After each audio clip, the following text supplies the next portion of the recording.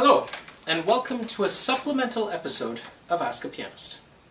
My name is Andrew Ahrens, and today I'd like to talk about a rather difficult and yet universal subject in music. How do we judge a new interpretation of a piece we're familiar with? As in, an interpretation we've never heard before.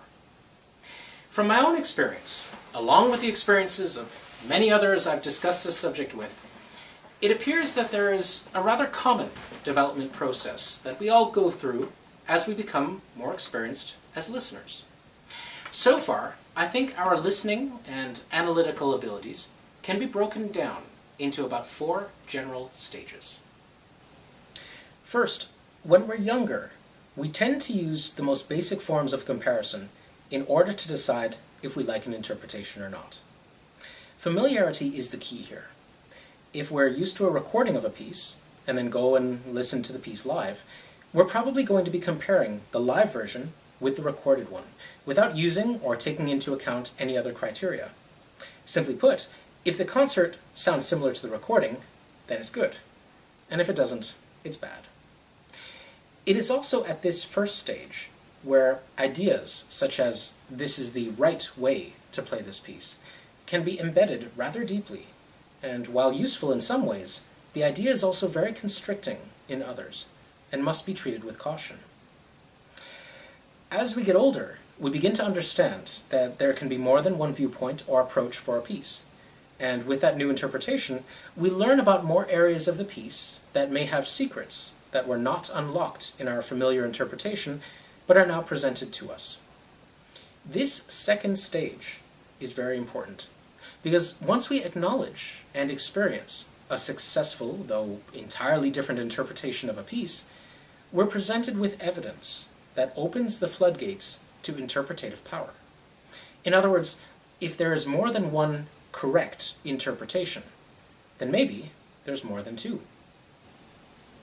Once we develop our own interpretations, which are divorced from single recordings or concerts we've heard, we begin to understand on the fundamental level that judging a new interpretation that we've never heard before becomes less and less about how much we like something, and more about how well the artist has integrated their choices in interpretation into the performance. We listen for the whole structure. We listen for the difficult transition sections. We listen to their choice in sound production or ornamentation. Basically, we listen to the vectors of interpretation to determine how far the artist is taking each one, and how their mixture turns out.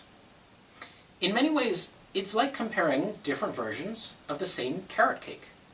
The basic idea is there, but one baker may use more sugar, more carrots, more icing, etc.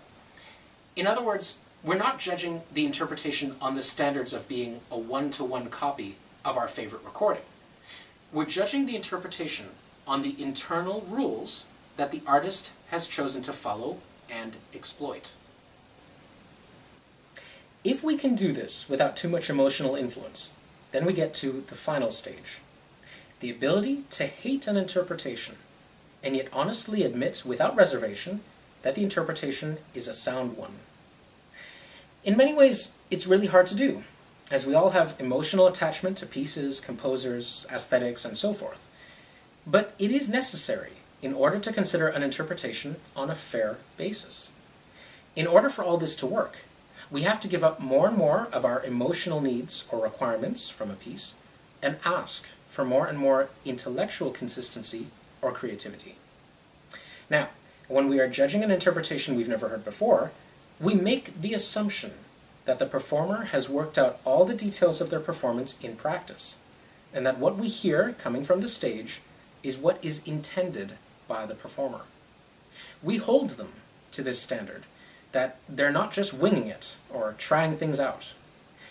Yes, it may seem unfair at first, but then we realize that that is what we're all aiming for when we practice, to accurately and reliably communicate to the audience what we want to communicate.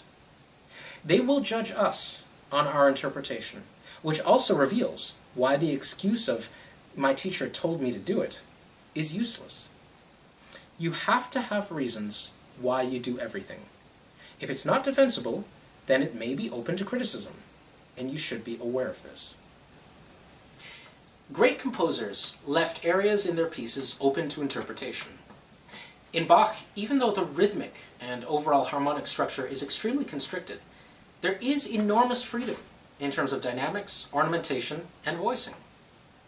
In Mozart, the freedom exists in a smaller, though more precise realm, that of articulation and inflection.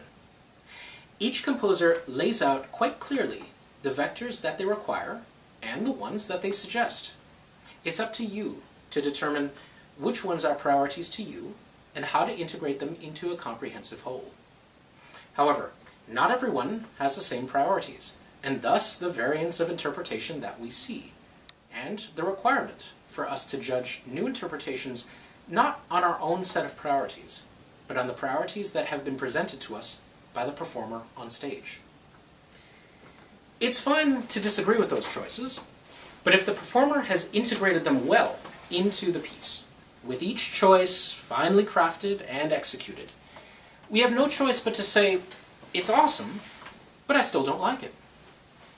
So, that's it for this supplemental for Ask a Pianist.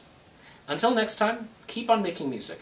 And if you come across an interpretation you don't like, ask yourself if it's because it's genuinely prepared and performed poorly, or if it goes against your interpretative opinion. These are two very different things. Bye for now.